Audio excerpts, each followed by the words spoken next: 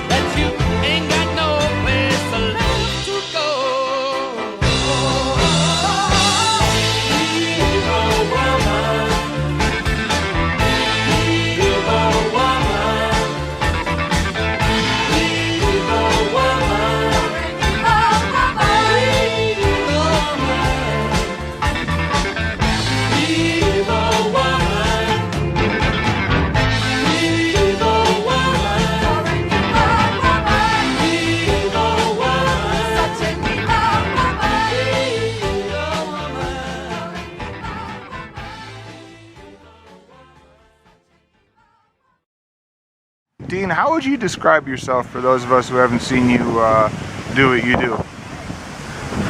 I would describe myself as just a normal guy that maybe does abnormal things. I'm just a kind of more animal than human, maybe. I started out as a rock climber and have learned to tightrope walk and slackline, and now I also fly my body in wingsuit and base jump. And we're honored to be here with two rock stars, Steph Davis and Dean Potter Davis. Exactly. So you're a rock climbing couple. How does that work? You wake up you have coffee, and you're like, what should we do today? Let's go climb some incredible rock face. Sounds great. Us? It's something like that. They're like, was that the question? Yeah. All right. So how tall are you? 6'5". How tall are you, Shorty? With my cowboy boots, I'm like 6'3", so I tried. I don't have big heels, but... I'm so, 5'5". You're 5'5". High five. So, Dean Potter is kind of the bad boy, if you don't know, of climbing. I read about him, all his exploits and his feats and his deeds and misdeeds. And now I'm discovering that you share fully in these these dangerous things like climbing without a rope, way up high, and then jumping off with a parachute. Isn't that kind of dangerous? How does your mom feel about that? Or dad? She hasn't told them. Right. Well, since I read about both of you in the New York Times, I find that hard to believe. So it's called base jumping. Can you describe what that is? It's just jumping off of objects. We prefer jumping off of Earth. BASE is an acronym for jumping off of bridges, antennas, spans, and Earth. But mostly we just jump off of, I forget the exact thing. It's not my... And you guys are fighting already. Yeah. Shut up, honey! So basically you have like these little, you have these little wings, right? Something like that? Yeah, we fly wingsuits, and it's basically human body flying. It's kind of similar to body surfing in the ocean, but now the water's air, and we're moving much faster. So if you go on YouTube, which I just did, Dean is like, every video is you like walking across a tightrope across two huge mountains without you're not roped in or anything if you fall. What happens if you fall? You thought about that? Do you just like grab the rope and you're good? Most of the time, yeah, I don't fall, and I'm really focused.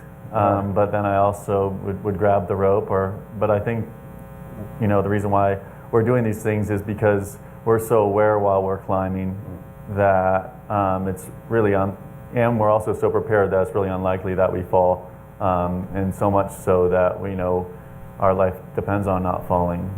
So we obviously think we're not going to fall at all. So to someone who's, say, fat and lazy and not very athletic,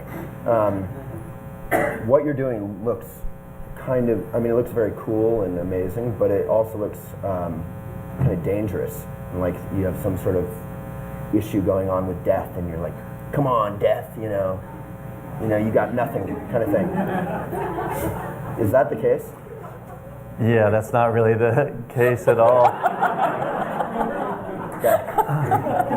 The case being is I'm, absorbed with what it feels like to be alive, and doing these death consequence things is the only way I can feel full awareness. Right now, I'm not, But that sounds like death consequence is the only way you can feel fully alive? Yeah, it's just like crazy. it clicks a switch in you if your life depends on something, right. Which, it's real obvious with base jumping and climbing and slacklining, maybe not so obvious.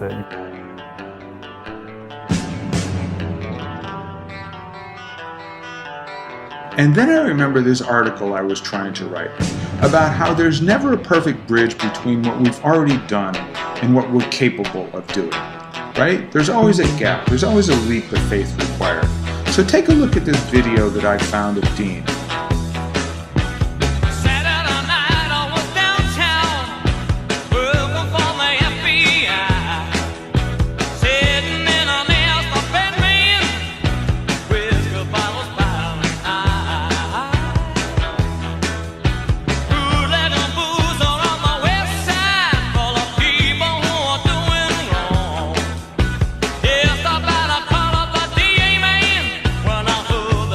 Sing a song.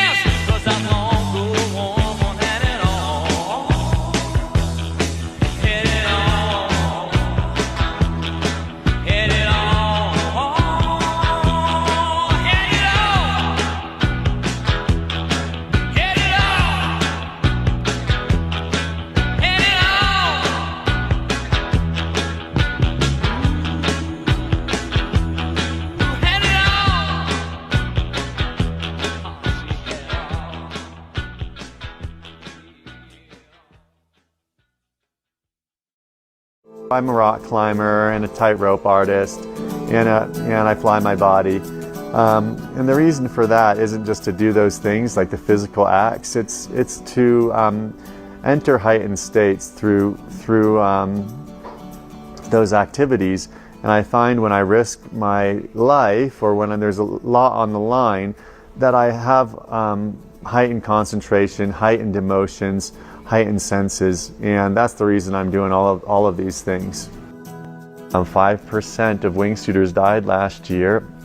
It's pretty obvious. Take your time. So all these younger kids and teenagers and people in their early 20s saying, oh, I want to learn fast, and oh, do I have to go skydiving to base jump? Or I want to do it now, and I'm just like, take your time. That's the biggest thing, is take your time, and gradual progress is better than getting good too quickly and then getting injured. The now what thing, I think it's to have a balanced life and to be able to do the things I love, but also to be able to have a family and friends around and in a community. And one would be empty without the other. So it's definitely not like to go bigger and better and stuff like that, or to be even like the more top dog or anything. I'm 42 years old. I've kind of hopefully gotten past a lot of those things and see now that really the important things are just love and family. And of course, going into the mountains and seeking in the mountains is a big part of living for me. So I think having all of those things is the what next. Ever since I was a teenager, I've been into ropeless climbing and free soloing, climbing without any protection. I had been doing that about 20 years and starting to realize I was reaching the limit. So after learning how to base jump finally, I came up with the concept of free base, that's what I call it, to climb, free solo, unattached, with a parachute for protection.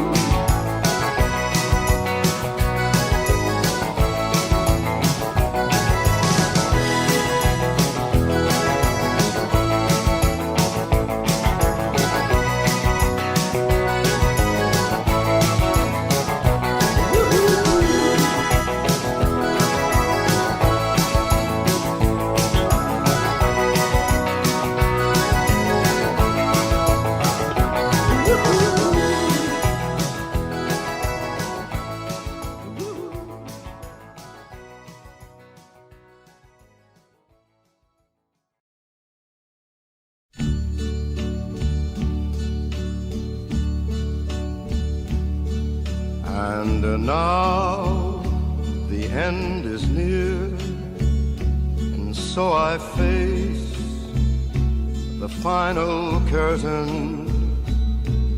My friend, I'll say it clear, I'll state my case, of which I'm certain. I've lived a life that's full. I traveled each and every highway, and more, much more than this, I did it my way. Regrets, I've had a few, but then again, too few to mention. I did what I had to do, and saw it through without exemption. I planned each charted course, each careful step along the byway, and more, much more than this, I did it my way. Yes, there were times, I'm sure you knew, when I bit off more than I could chew. But through it all, when there was doubt, I ate it up and spit it out. I faced it all, and I stood tall and did it my way. I've loved, I've laughed and cried, I've had my fill, my share of losing, and now, as tears subside, I find it all so amusing to think I did all that, and may I say, not in a shy way. Oh no, not me. I did it my way. For what is a man? What has he got? If not himself, then he has not to say the things he truly feels, and not the words of one who kneels. The record shows I took the blows and did it my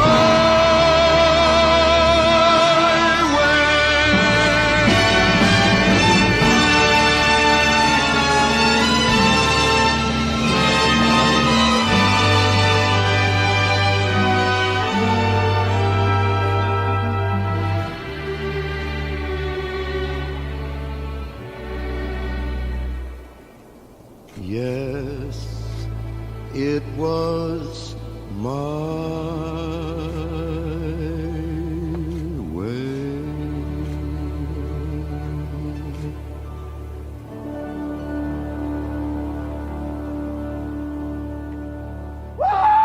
Yeah!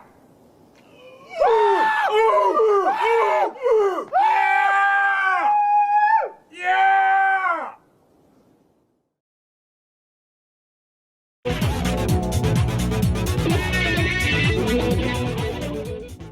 I first started coming here about 2.5 years ago.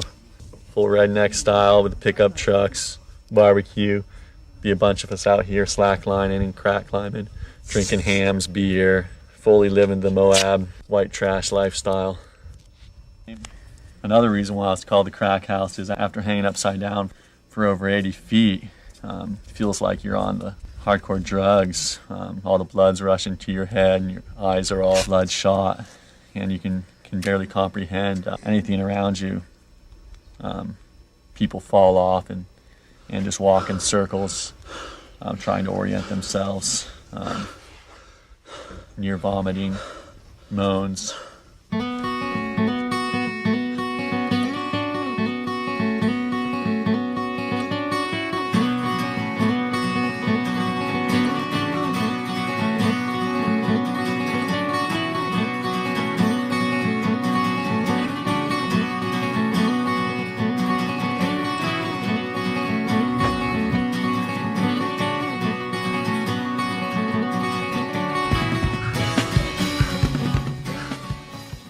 You have to want this thing pretty bad. The 50 feet of serious traverse to 80 feet of the grueling crack from hell.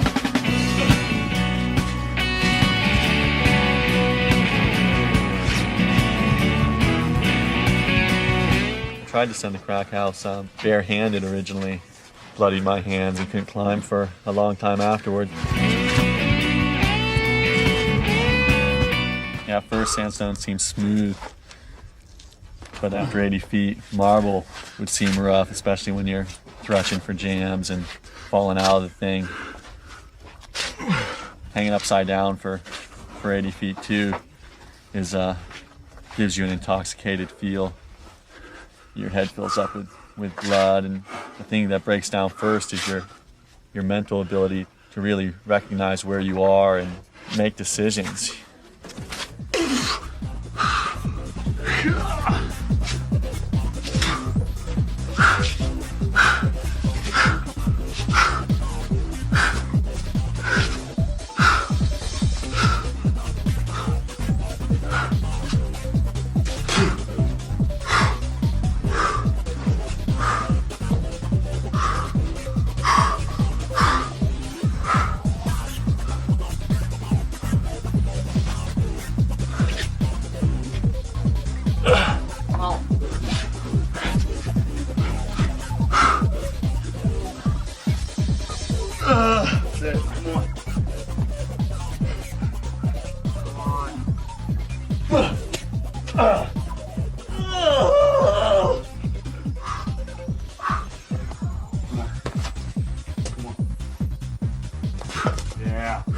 Yeah.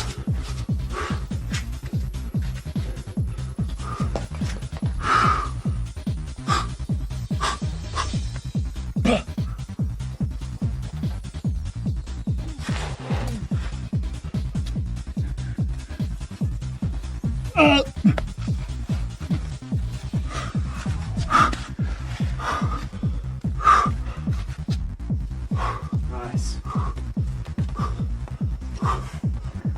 I can't believe you can send it on command now. That's sick, man.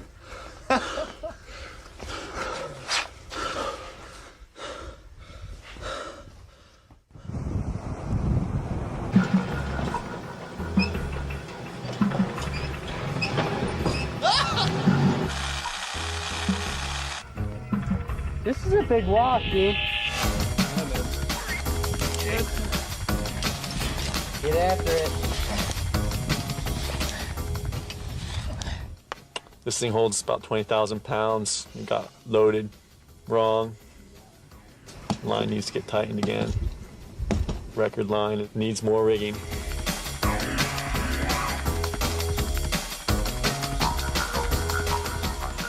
Looks good.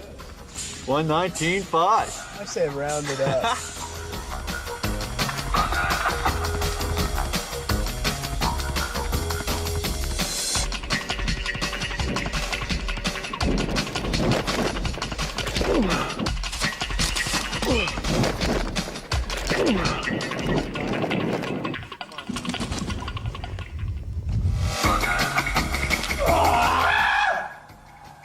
This line isn't going to be walked unless we're way more relaxed than we are now.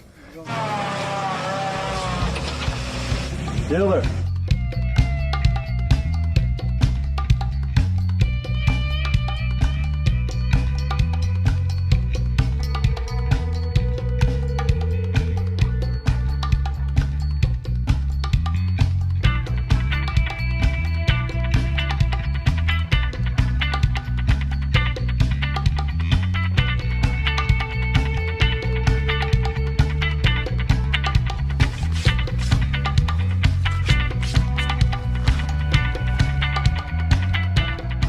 When I first start the line, I'm having this conversation with myself. First couple steps, I'm staring at the line in front of me, and I'm going foot by foot with my eyes in front of the line. And that conversation needs to stop. And it's not until I save it that it does. And when I save, I have to do something really hard, like a wild throw of the arm or a swing of the hips. And when I do that, it puts me into a primal state where I'm not thinking anymore. I'm just reacting to the instinct I'm in.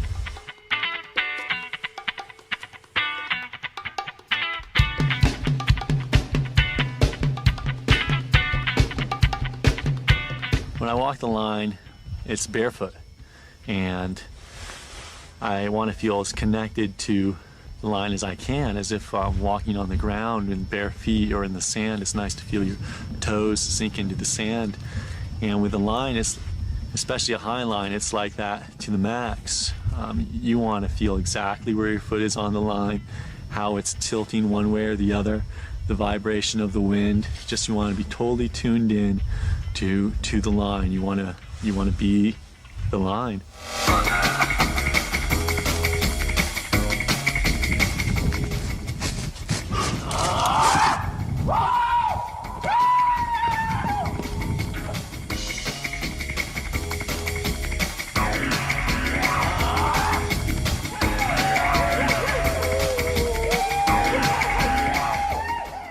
I've often watched ravens flying with their shadow as they soar by a rock wall.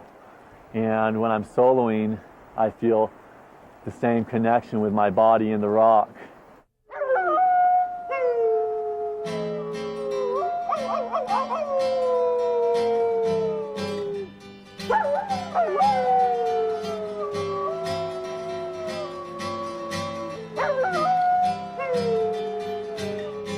I was inspired to climb the Scavenger because it has just the best rock imaginable to me. It's just what I like. And the handholds are all pretty good, but your feet feel like they're going to slip all the time. You have to have a lot of trust in the friction. So you're making these moves just saying, you know, foot, stick, stick, stick. Tomorrow will be free.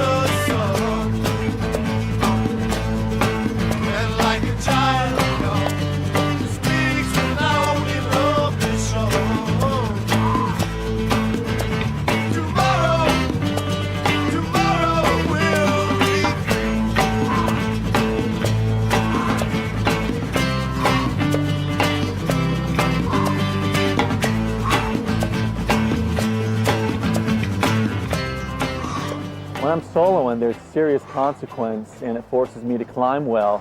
When your life's on the line, you have to do everything perfectly, and soloing does that for me. Sometimes it's hard to get in the zone, but with soloing, it's right there immediately. You have to perform.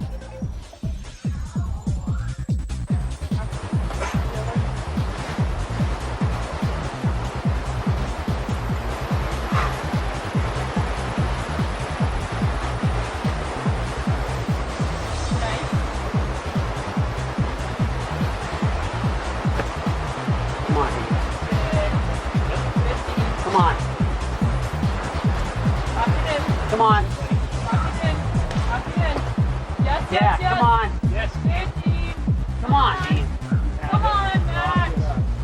Yes, yes. Take.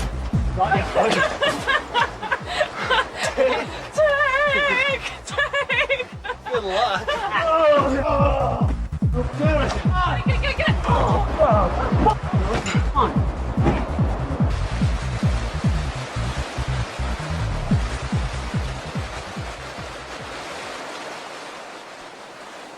Sinister is just the most beautiful arete, and it has powerful moves off the ground until you're just laddering up these beautiful sculpted holds. And just the positioning and the river running below me and noise of the water just makes soloing the Sinister one of the most special things ever. I do it all the time. It just puts me into the zone. I am one with this place when I'm on the Sinister.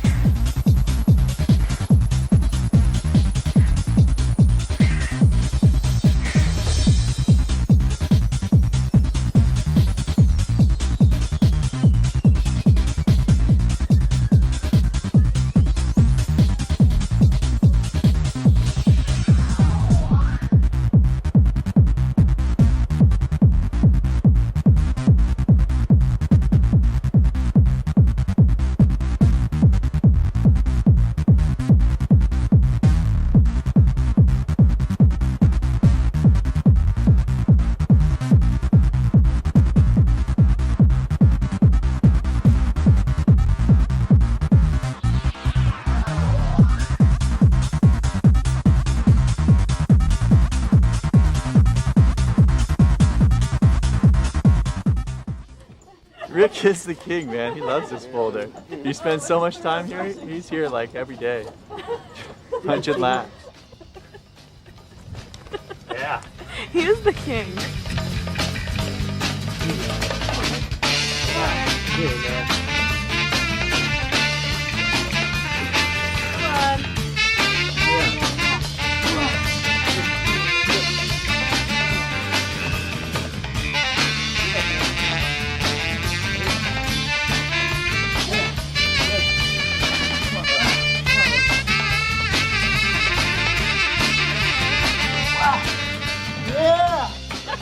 Check it out, look.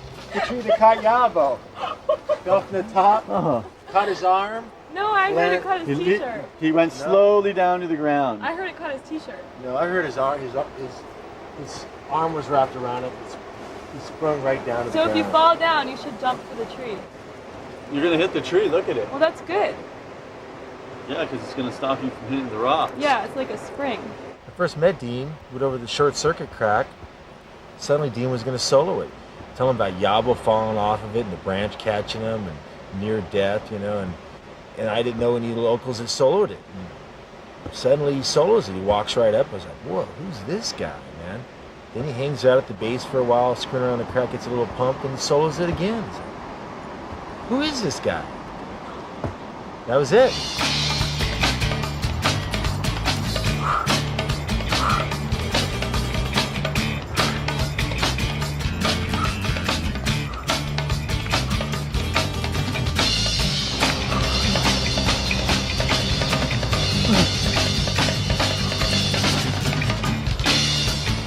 I'd like to see that.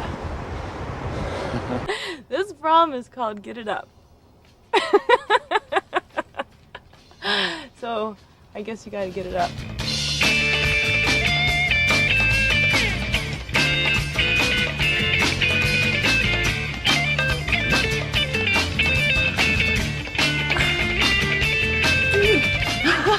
Almost blew that one.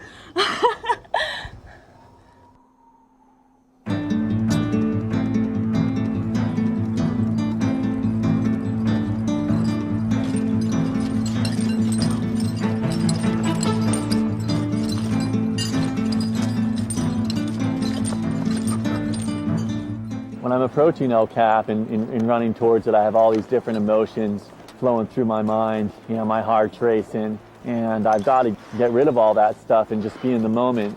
Otherwise, there's 3,000 feet of rock above you and you become overwhelmed.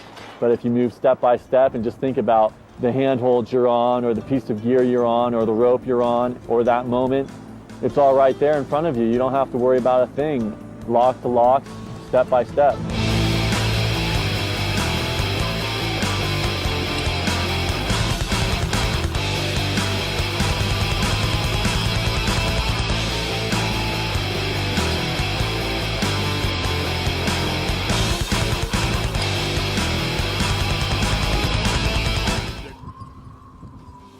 Don't touch me.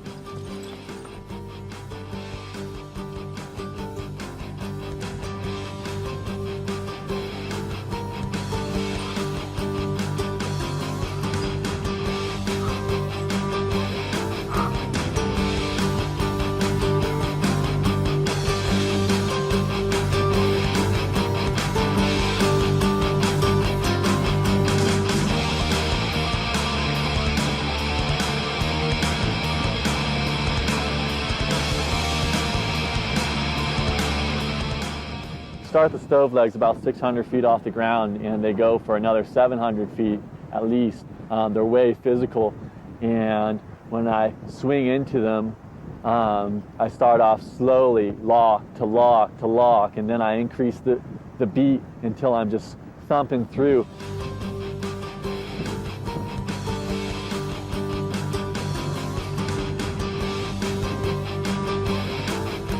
The early climbers in Yosemite overcame barriers with their minds. John Muir, Warren Harding, Royal Robbins.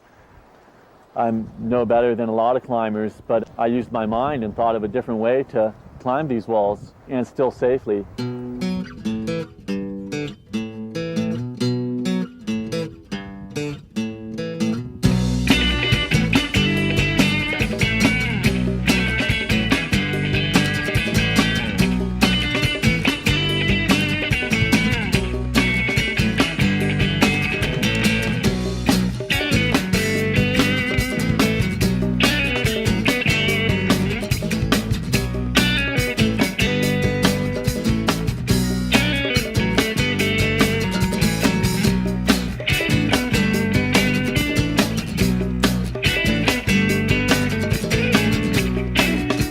Most of the time when I'm mating, I'm into a couple pieces at a time, but through the bolt ladder, I know that each bolt is solid, so I'm only on one at a time, and I know that they're good. Each one of them is an anchor to me, at least in my mind.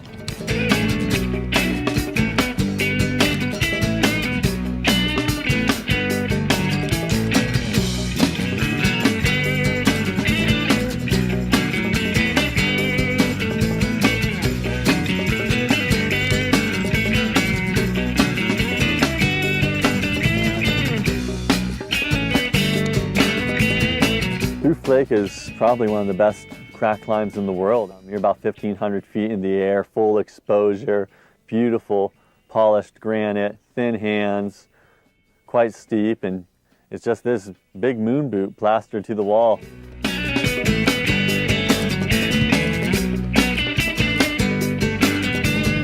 In this game, speed is safety, and I have got to go light. And so for my rope, I carry a 100-foot piece of thin line, basically shoestring.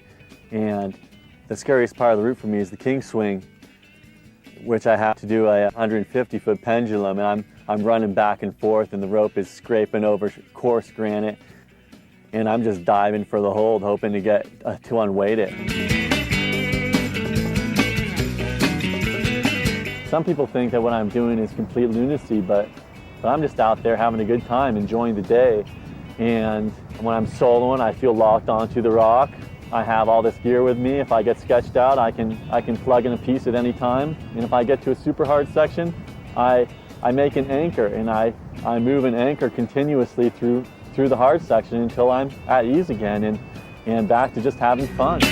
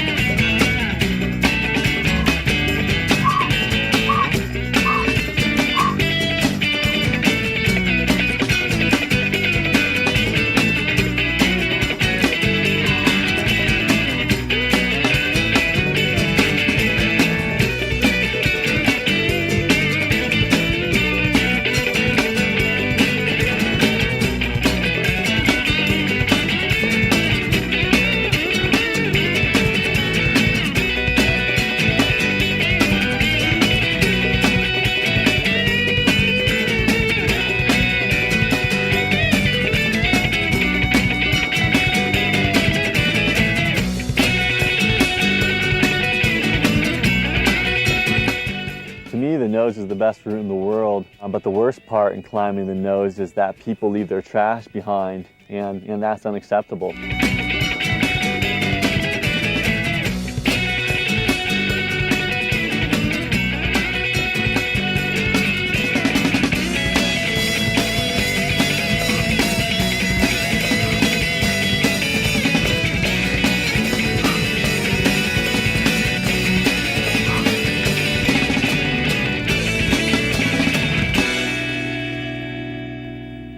Throughout the whole route, I'm locked into the moment, but when I get to the last crack pitch on the route, I really start to feel the summit and feel where I am, 3,000 feet above the ground, the wind's blowing, and you're just out there, way out there.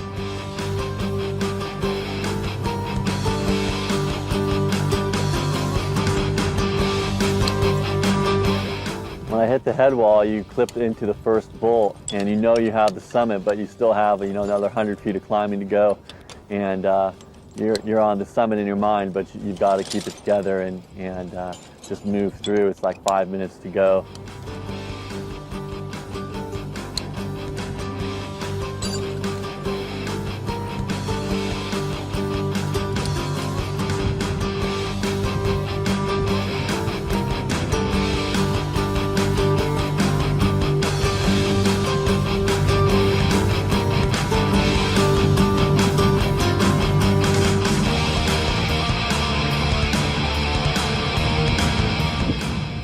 When I finally reach the top, part of me is really excited, but most of me is just really tired.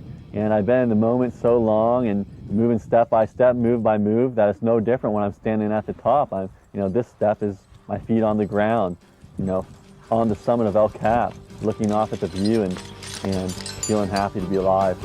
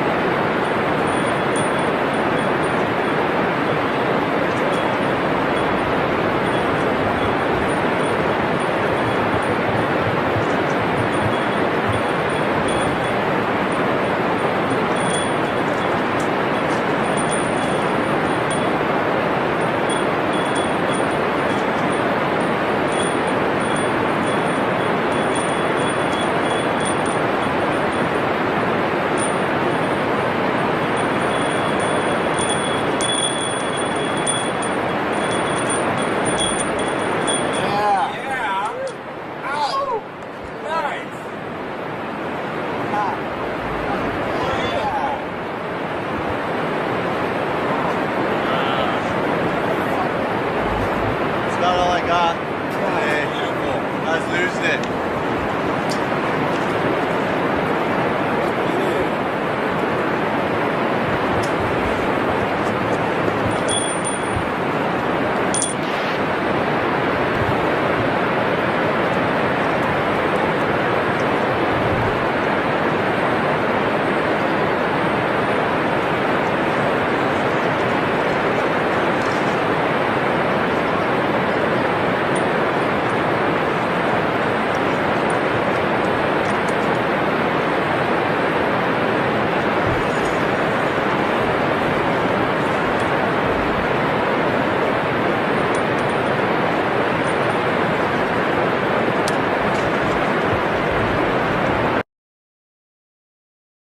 Yeah, coming here to San Anton and being in this area in Tyrol, and it's special for me because I've been coming here for the last 3 years and visiting my friend Beat Kammerlander, and in some ways I don't feel comfortable in my own country, just because a lot base jumping is a big passion of mine. And that's illegal in the United States. So over there, I've got to, run from the police if I do it, and then here I get to come and talk with people, and I don't have to hide, and people think it's cool. Also, after coming here for the last 3 years, place starts to feel more like home. I live only a half hour away, and Beat's and Christina's guest bedroom, and get to explore these areas like I explored when I was a little kid living at my parents' house. Most of the time I'm real nervous talking, and literally I live in caves sometimes, or alone, and deep in the wilderness, and so I'm not used to people, so I don't give very many slideshows, and this was the first one I gave with the short films, just because friends have been encouraging me to tell my story, and even though I'm not such a public speaker, I still hope that there's something helpful to tell others. In some of the film that I showed tonight, a lot of it was, or little bits of it were pictures that I drew when I was a little boy, maybe 5 years old. And I think as a little boy, I would do something and draw a picture. And then now, as a man, or I think of myself as a boy still, but maybe I'm a man, it's just my way of drawing a picture like I did when I was a little boy. They kind of go together. You have fun, then I kind of describe it some way through art. And either I write, I've been working on writing, working on a book right now, or through film. And it's just an extension of drawing pictures as a little boy. I have very primitive computer experience, but most of the time, wherever I am, I'll find somebody that I like, that's in the area, and become friends with, and then at night, when there's no climbing, just hang out and party a little bit and work on being creative. I have been working on this film for a few years now, and for some reason in my life, I'm unable to do things that aren't really special for me. It's maybe a good thing and a bad thing. It helps me be very passionate about what I'm doing, but then there's some things in life that I really should do that I don't like, and then I don't do them. So this film is something I really like. It's something I've worked on for a few years, and it's the best way I know of expressing what I do, and trying to give back something for such a selfish lifestyle that I live. Mostly I'm by myself doing things for me, And now that I'm getting a little older, I'm trying to figure out a way to give back and through my experiences. Yeah, lately, or the last 2 years, I've been through a divorce. So I kind of lost my family a little bit. And then at that same time, Beat started coming around and was like, hey, come on over to Austria and anytime. And sometimes people say that and maybe they don't mean it so much, but at any time I've come over 4 times now, and he always is, him and Christina especially, it's not just Beat, it's Christina too. They're there for me like family. Like sometimes I came when I was very upset and they were there, and now I'm pretty good and stuff, and they're still there, and those things are special. You got to pay attention to them, the close people that come into your life, because that's as important as it gets. Lately, I come here to Europe, and often I'm out of shape for climbing, and then I come here and I climb for a month or two with Beat, and I get in better shape, and then we think of something big to do together. I've always been trying to get him to come with me to Patagonia and try this very long alpine climb together, and then and that may or may not happen, but I know he's thinking about it. And then we also talk about climbing long free routes together and finding unclimbed lines, whether it's in this area or in Yosemite or other places where he's been or I've been. But both of us don't like to tell our projects before we do them. The dream to fly is, all of us dream it. I don't know how it's inside. Everybody basically has a flying dream during their life. I had one when I was a little boy. It's my first memory. And then, 30 years later, I actually fly out of an airplane, and I felt some of the same sensations. The lift sensation, where when you're flying, you form a wing shape, and you form a vacuum on your back, and it's not the air holding you up, but it's the emptiness sucking you up. And somehow in that dream that I had as a little boy, I felt that emptiness, suction pulling on my back. And then 30 years later, when I learned skydiving, I felt it for real, and that the connection of having a dream as a little boy and then feeling it 30 years later was undeniable. And then now with, I hate to call it this, but with extreme sport, human beings are getting close to really flying their body. It's not crazy to think that we can fly, because we're already doing it, and we can land. Speed skiers, for instance, fall while going 100 miles an hour down ski slopes, and they live. And then I can fly my body much slower than that.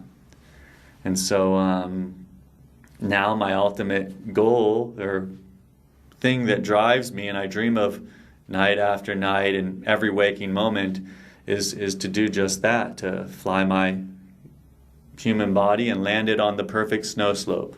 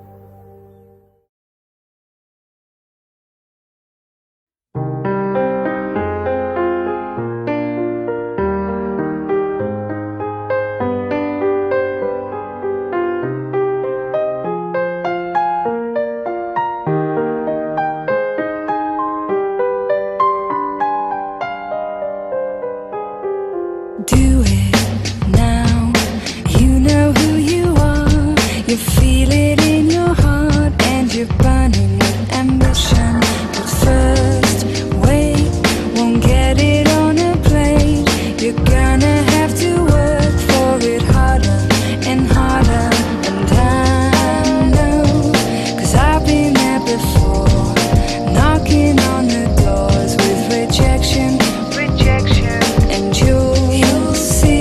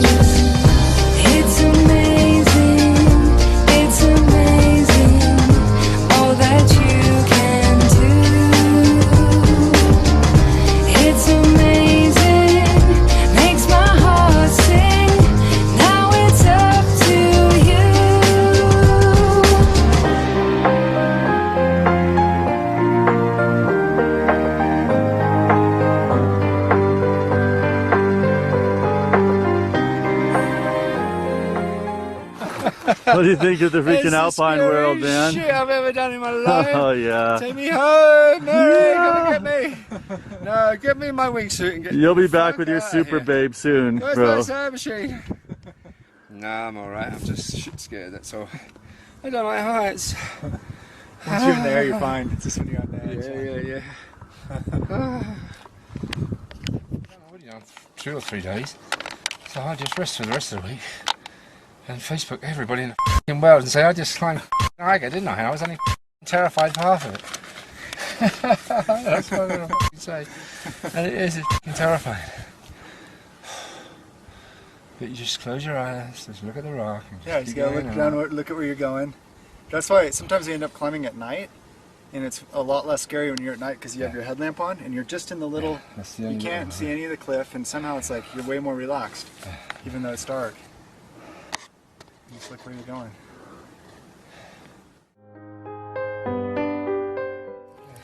Yeah, just find your place to sit there. By the backpack's the spot. Get the backpack out of the way because maybe it's on the flight. Yeah. Okay, but you climb out. Yeah. This might be. I was thinking this might be a good gear up spot because it's all further back from Okay. the edge. Yeah. Yeah. Well, this is pretty good too. Yeah. Why did you jump? Just jumped right there. You jump from here onto there?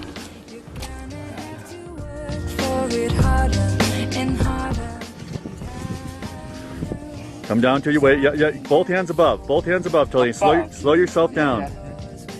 Yeah. Slow yourself down. And you'll see, 'cause if it's meant to be, nothing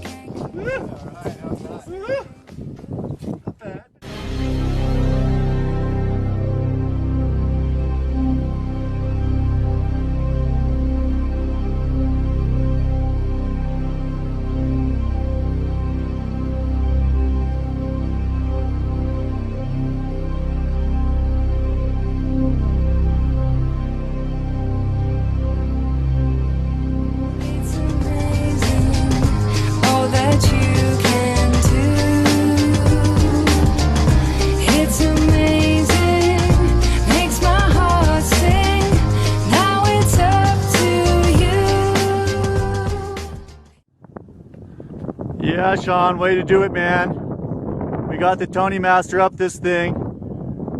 Woo!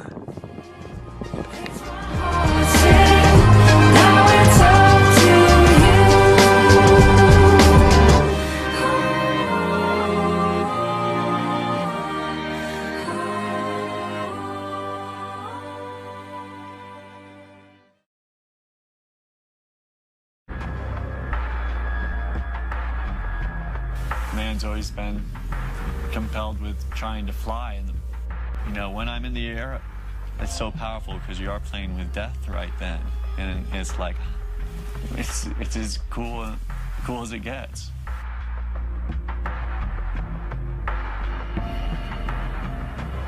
After years of pushing climbing standards, Dean Potter is now attempting to be the first person to climb without a rope on a highly challenging route, with only a base jumping parachute to catch him if he falls.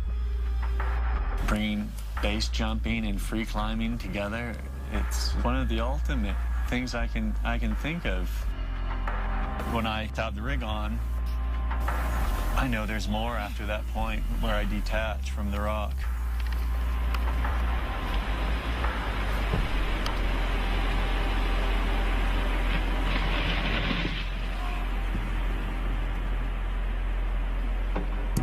This once unimaginable feat, the base free solo, is a culmination of Dean's many years on the cutting edge of climbing. For me, it's more about the climbing. It's about the breaking through.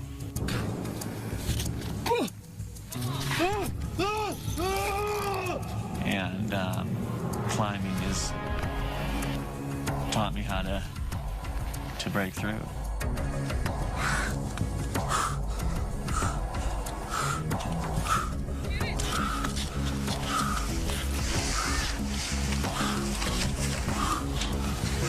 Climbing is, it's just a part of this way of life. 3, 2, 1, see ya! Base jumping is jumping off of objects with a parachute. That seems even like the most beautiful thing. For climbers, the summit was the end. It was everything. And now the summit is, oh, you put on your special suit and you get to fly away. It's like a huge perception change. Bringing base jumping and free climbing together, it's one of the ultimate things I can think of.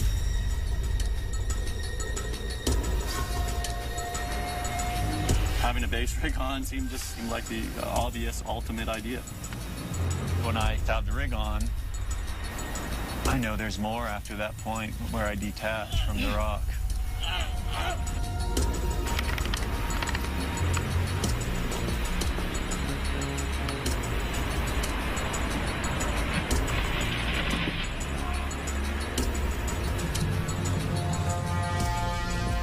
I think the future is pushing it. Free soloing at the limit. Free base, you can take a chance because you can fall. The Iger is a place where the standard has been pushed for decades. Thinking of this free base, I wanted to do it on a mountain that was worthy of such a beautiful thing. When I went up there the first time, clouds came in. The weather had been bad for weeks and weeks, and I was kind of freaking out that I couldn't do my thing. I made a decision to go up and try it anyways.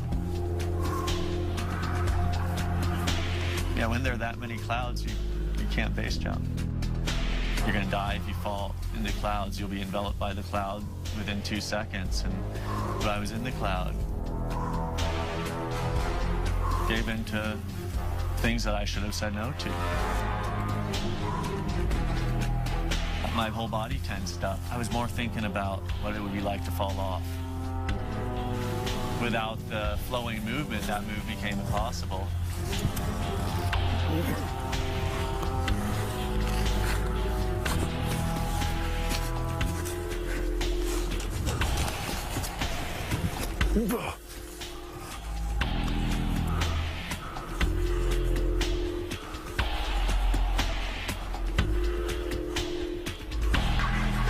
Well, I do know I could down climb. It was going way beyond the line, all because I couldn't control myself and move. So, like with what I was given, I was trying to push a little bit more than was there. I'm up here on the Iger. I'm camped right below the face. Bad weather and barely opportunity to climb up here. When the weather's good, the sky seems like this big, deep ocean to jump into. That's kind of why I got the idea to climb this thing. And then right now it feels pretty claustrophobic inside this fog. And then, all being climbers, then we want to go up with it. Walking a highline is way more difficult than walking a garden or yard line. I mean, just because there's consequence. Most of the time on the line, you're attached to the line. Most people use the safety leash. And then to push it beyond that, I want to be out there just as detached as possible. With the highlining, the base rig allows me to be more out in the middle of nowhere. Right now, I'm about 400 feet off the talus slope.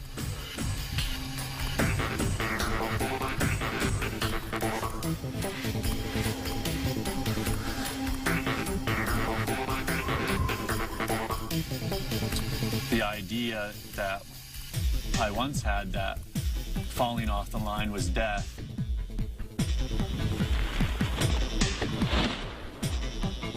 Now falling is control, and that's a great thing to be able to change. You know, instead of dying, I'm flying.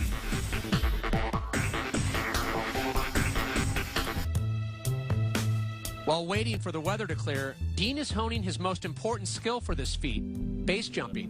Barn there, maybe a little bit right of that. Yeah. I was pushing it with some of my friends and kind of humming it low to the ground. It's safer if you clear the trees, and so I was trying to clear the trees. I put on the extra power, but bobbled it and just started swirling all over. And then had to pitch out of control and was pointing basically my shoulders right towards the trees. Oh, damn it!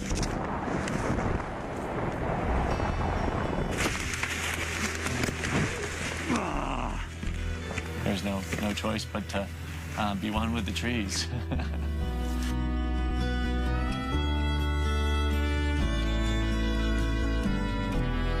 I guess I should pull a little higher.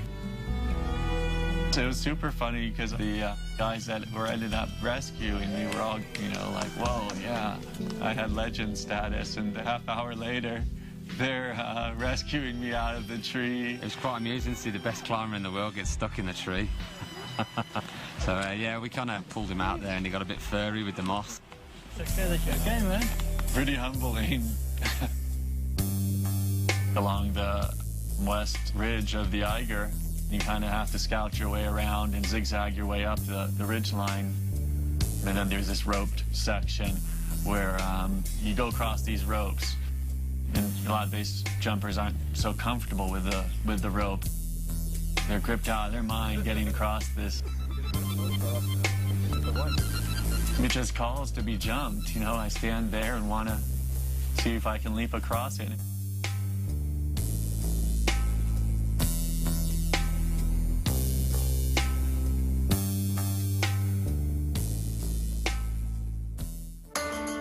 The Iger mushroom is perhaps one of the world's best wingsuit jumps. The main advantage of the wingsuit is that it's giving you wings like the flying squirrel has.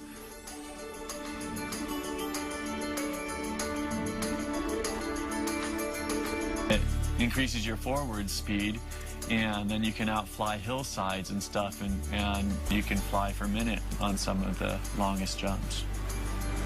120 miles an hour forward speed is what the good guys are getting.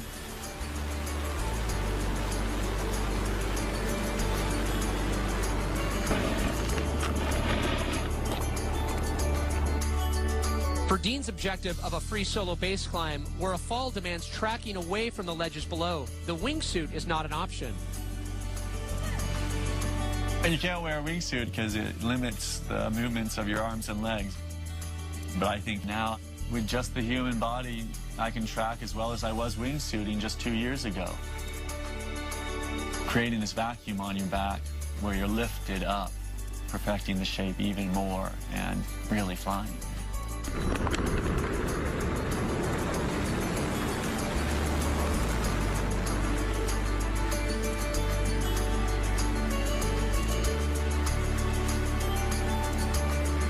When I'm in the air, my body's going to go to relax, gain stability, and then increase forward motion.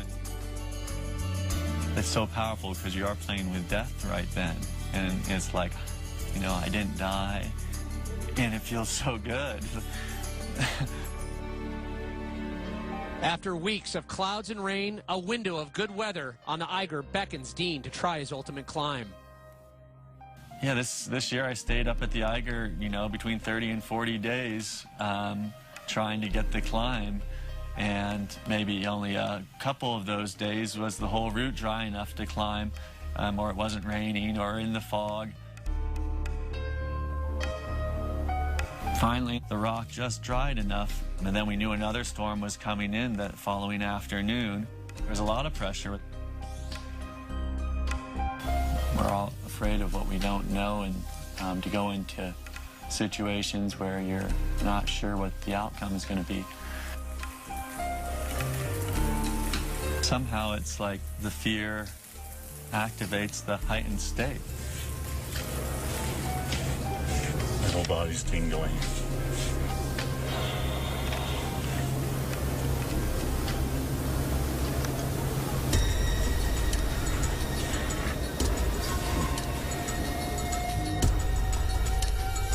And when I'm out there, I'm fighting the feeling of being super scared and having the unknown just like pressing right there on you.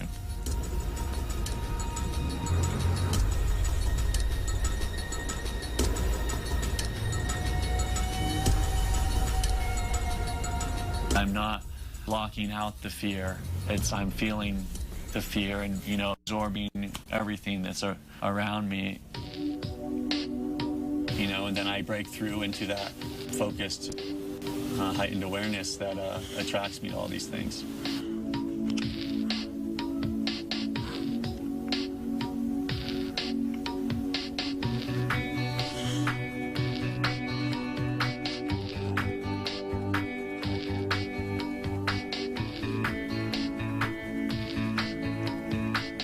Just cued into the texture of the rock, my contact, and still pretty much hugging onto the solid earth.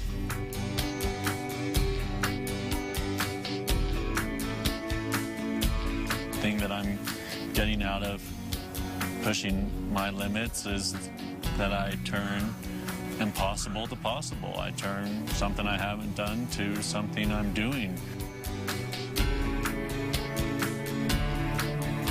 But the possibilities of what we're capable of doing if we believe in it is the most compelling thing I can think of.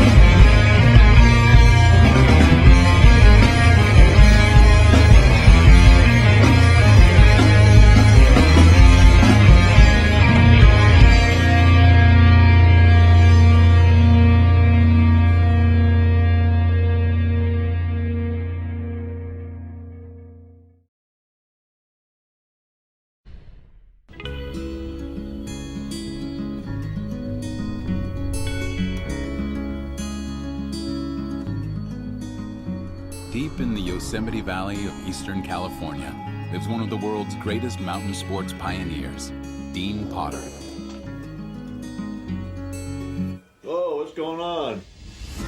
Dean is addicted to pushing his limits. He's a free climber, a speed climber, a base jumper, and he's wondrously good at virtually everything he tries. At 6'5" and 180 pounds, he's an icon in Yosemite with a dazzling list of first ascents, some with a rope and some free solo with no safety devices whatsoever.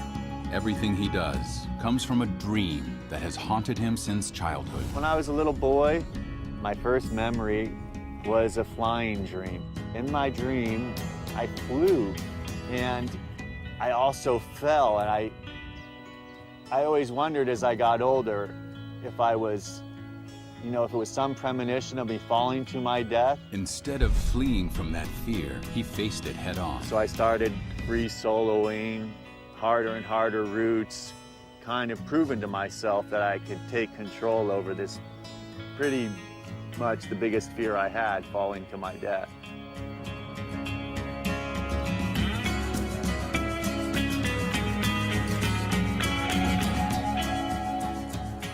For more than 20 years, Dean has been climbing into the face of fear, but the darkness of his dream stayed with him. He began to seek out ways to turn the premonition of his death into an affirmation of his freedom. What he aimed to discover was how to transform falling into flying. It was the obvious idea to climb, free solo, unattached, with a parachute for protection. It ups my chances for living to be an old man, and it's just as free feeling as free solo, climbing with nothing. And then you have the super bonus of if you fall, you don't die, you fly.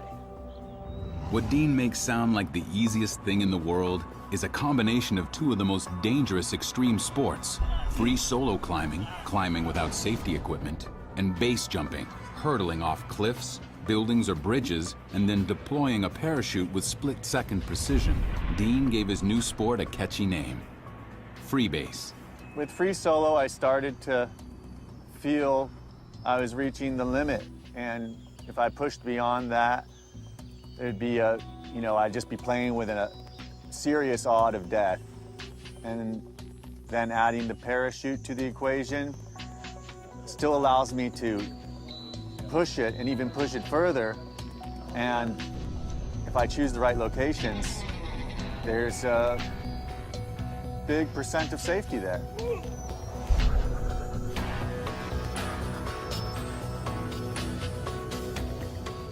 For climbers, the summit was the end. It was everything. And now the summit is, you put on your special suit and you get to fly away.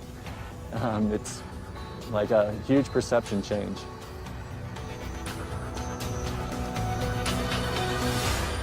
Freebase was a new evolution in climbing, and Dean knew just where he wanted to present it to the world. When I thought about doing the first freebase, having it be on the Iger motivated me way more, because other areas of climbing had been pushed here, and then to evolve climbing further with freebase on the Iger just seemed like, where it should be done. The Iger in the Bernese Alps. Its north face is one of the climbing world's most infamous ascents. Since 1935, at least 64 climbers have died attempting it. For a climber of Dean's prowess, it's an inevitable looming challenge. But attempting a free solo here would be foolhardy. Within seconds, clouds can appear and bring sudden tempests. One wrong move, one slipping stone, and the world opens up beneath you. Dean knows he isn't ready yet. A big part of my learning is to become comfortable with falling out of control, and that's something that I need to practice, because otherwise it just doesn't happen.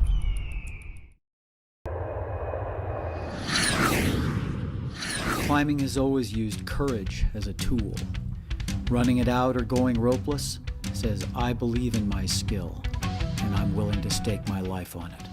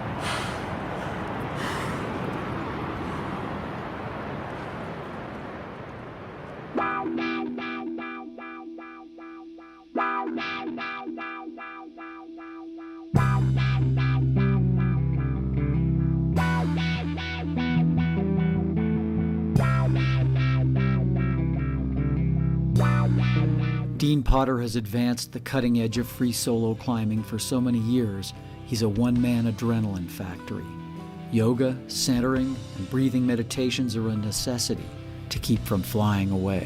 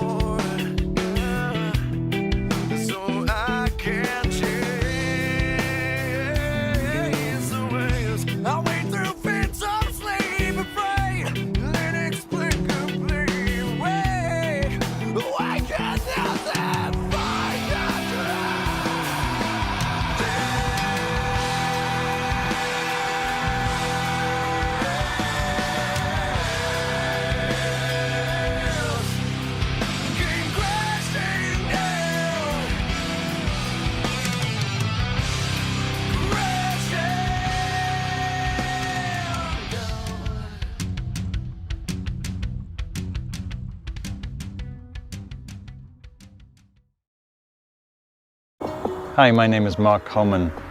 I'm the Mindfulness Ambassador for Prana. I've been meeting with Prana's top athletes to understand their inside game. In this session with Dean Potter, we'll be talking about death. Because what I do is so dangerous, I think about death a lot.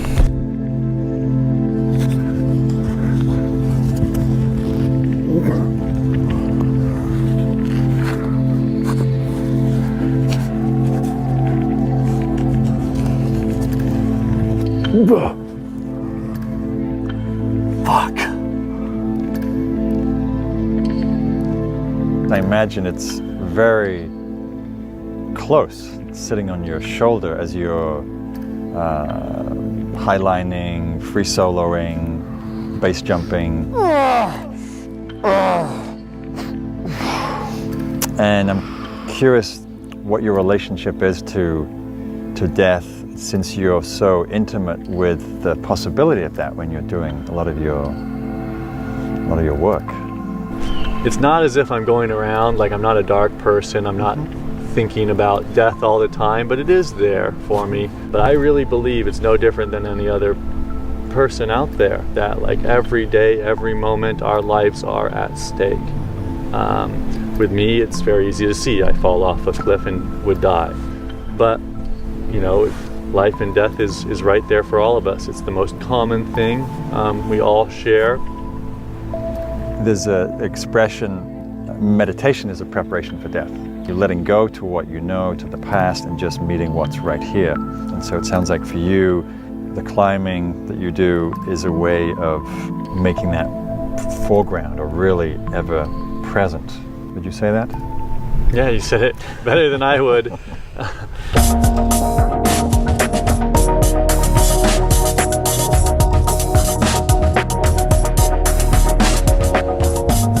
noticed that with the idea of death being so close, I live life as well as I can, to be as good of a person as I can, to treat the people around me with as much love as I can pour in to them, and have good thoughts and breathe deeply.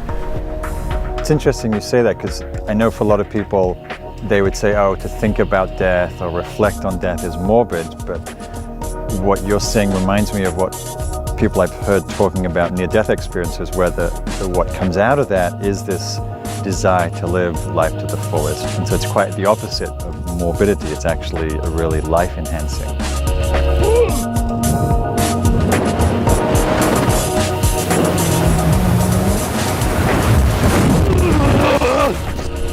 It has been a positive force on me, the danger aspect of what I do. Yeah, it's a beautiful paradox.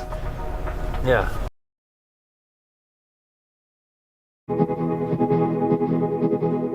The nose of El Cap, the proudest line up the best piece of rock I've ever seen.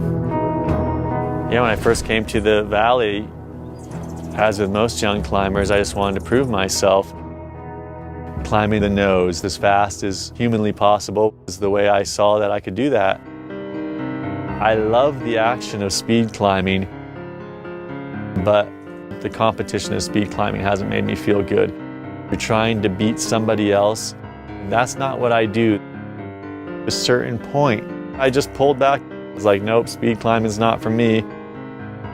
Over the last 10 years, I broke away from competitive climbing. It's mostly been about being solo and moving on the rock by myself. Competition can only bring you so far. True inspiration and true passion pushes us further. But my good friend, Sean Leary, would always bring up wanting to break the nose record. Over the years, all these amazing climbers have raced up the nose, setting standards.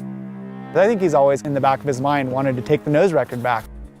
Now it's interesting to me what's possible for the height of human performance. Push myself with a partner harder than I ever have before and move in unison up this wall in this beautiful flow. And that's gotten me back into wanting to see what I have on the nose. You do what we call simul climbing. Both people are moving at the same time. It's super hardcore because when the bottom guy falls, he pulls the top guy off. Not recommended for everybody, but with that special partner that you trust, usually things don't go wrong. And so it's this level of trust. Half hour into it, you're incredibly tired, being like, I don't know if I'm going to be able to maintain this for the next pitch, but you got 20 pitches above you. At the boot, our strategy is that I run out the entire track, leaving no protection. I get up there, and now there's just a clean rope for Sean to swing over. We have this special communication going on through that rope. You can feel a little bit of hesitation in the rope, feel where the rope is really loose under you or it's getting tighter. At that point, there's not even time to put Sean on belay. I just hold the rope with my hands and hope he doesn't bounce too hard. Got it! As Sean swings across for like over 100 feet.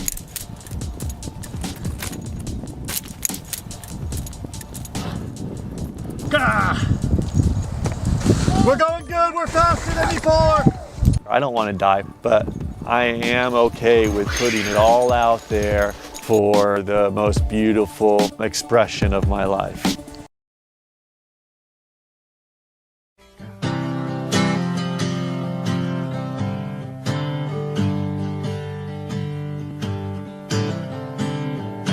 Mother, I fear for the laddies. Ain't much more cold to go down to. Ain't much more soul to get round to. Now it ain't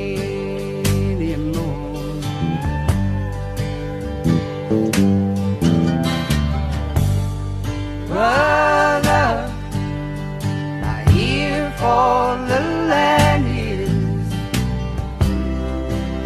Ain't much more soul to get round to. resting on come things that are finding things that bind to it anymore.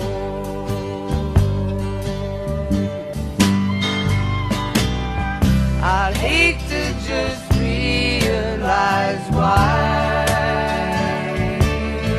the company's getting so shy.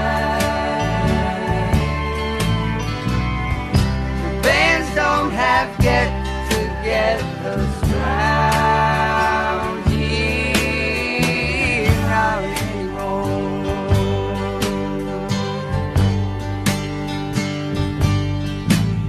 Shame.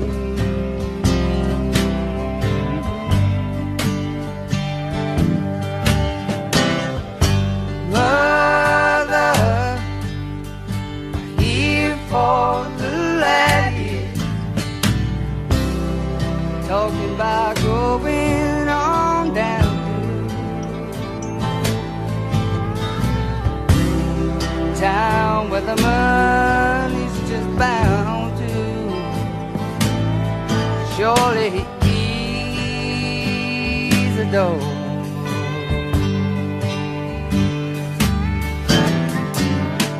It's happening all over the city. Much more down to get down to. Less than a reason second send you back down for more.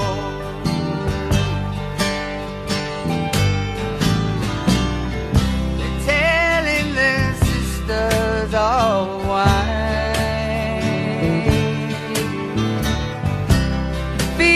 that passing close by. All that they seek is what they're wanting to keep. It's glistening right there in their eyes. Oh, mother, I hear for the land here. Father said no one goes down to face of some mind. Oh boy, mine's gonna be bound to anymore.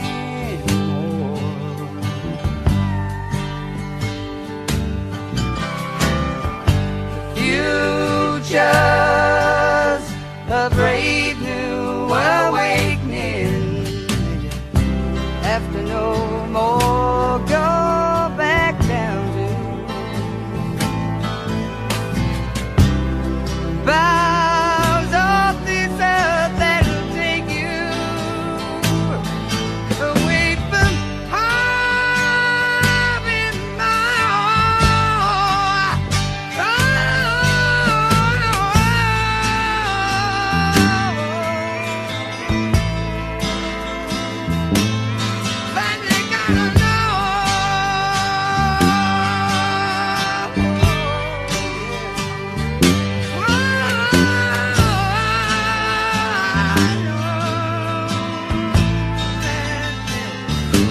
Family's just